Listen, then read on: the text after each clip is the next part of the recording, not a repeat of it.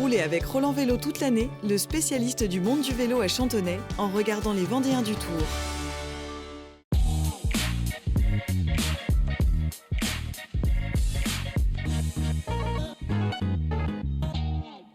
Bonjour et bienvenue dans ce dernier numéro des Vendéens du Tour. Ce week-end, rendez-vous était pris pour les rouleurs, tout d'abord avec le traditionnel contre-la-montre individuel de veille d'arrivée à Paris, avec un chrono de 30 km 800 entre Libourne et Saint-Émilion. Exercice redouté par les coureurs, surtout au bout de 3 semaines éprouvantes. Les départs s'enchaînent pour les 142 coureurs dans l'ordre inverse du classement général au matin de cette dernière étape contre-la-montre, comme pour Anthony Turgis ou encore le double champion de France du chrono Pierre Latour.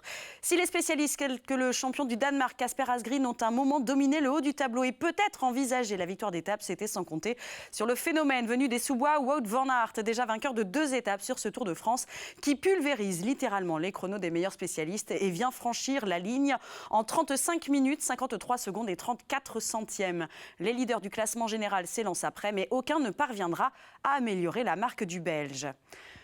Wout van Aert s'impose donc sur ce deuxième contre-la-montre du Tour de France avec une moyenne de 51,5 km/h et une avance de 21 secondes sur le champion du Danemark, Kasper Asgreen. Jonas Vingegaard est le premier coureur du top 10 du général. Il termine 3e à 32 secondes de Van Aert et surtout devant Pogačar. Mais l'ascendant pris sur le chrono ne sera pas suffisant pour inquiéter le jeune Slovène en passe de remporter son deuxième tour à moins d'1 an d'intervalle. Côté Total Energy, Pierre Latour termine 35e à 2 minutes 45. Dimanche 18 juillet, quelques jours après le défilé de la fête nationale, c'est au tour du peloton du Tour de France de faire le sien au départ de Chatou dans les Yvelines en direction de l'avenue des Champs-Élysées.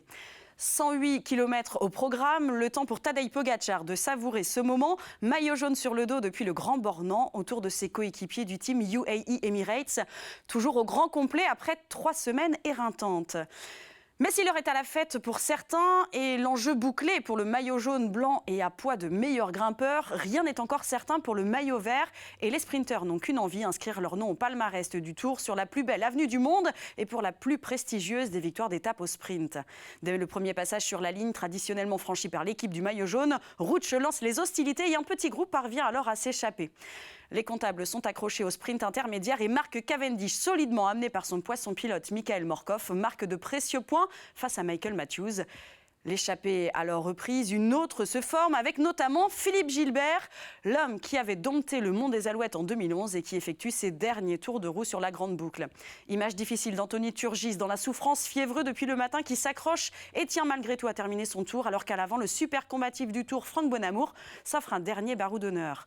Le peloton est groupé et lancé à vive allure dans la remontée du Rivoli. Mark Cavendish, en quête d'un 35e succès sur le Tour, n'est pas dans la roue de son poisson pilote. Wout van Aert est le plus fort et il vient inscrire une victoire de prestige à son palmarès en s'imposant sur les Champs-Élysées. Après l'étape de montagne du Ventoux et le contre-la-montre bordelais, le champion de Belgique Wout van Aert réussit l'exploit de s'imposer au sprint sur les Champs-Élysées devant Jasper Philipsen et Mark Cavendish. L'homme de l'île de Man, Mark Cavendish, remporte le classement par points 10 ans après avoir ramené le maillot vert à la maison. Tadej Pogačar réalise une nouvelle fois le triplé. Maillot blanc, maillot de la montagne, mais également le maillot jaune du leader du classement général et devient donc le plus jeune coureur de l'histoire à remporter 2 Tours de France d'affilée à seulement 22 ans. Rappelons que le Slovène a remporté 3 étapes durant cette édition.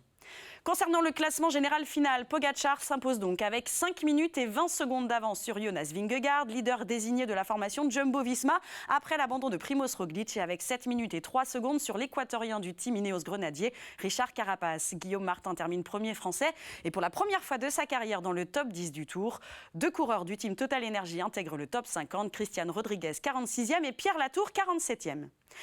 C'est ainsi que s'achève la 108e édition du Tour de France. On espère que vous avez passé un bon moment en notre compagnie. On vous donne rendez-vous en juillet 2022 avec un grand départ de Copenhague et une nouvelle saison des Vendéens du Tour. À bientôt.